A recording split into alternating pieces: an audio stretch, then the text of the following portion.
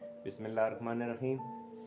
आज हम आपको चकवाल की एक बहुत खूबसूरत एक पहाड़ों से गुज़रती शाहराह का विज़िट करा रहे हैं। इस वक्त हर तरफ बादल हैं और बादलों में ये नज़ारा कश्मीर की खूबसूरत तरीन सड़क से भी ज़्यादा खूबसूरत है, जिसमें चारों जानब बहुत बुलंद पहाड़ हैं। और हमारा ड्रोन ये जो आपको दिखा रहा है, ये बादलों से ऊपर है।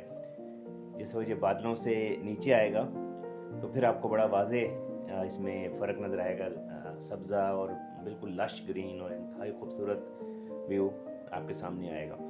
तो इस तरह इसीलिए हम अक्सर कहते हैं कि चकवाल किसी भी तरह जो है वो कश्मीर या दुनिया के खूबसूरत तरीन खित्तों से कम नहीं है। जी, अब हम बादलों से नीचे आ गए हैं। अब आप देखें कि रोशनी भी हो गई और सब्ज़े का रंग भी, तो काफ़ी घने बादल इस वक्त चारों तरफ छाए हुए हैं।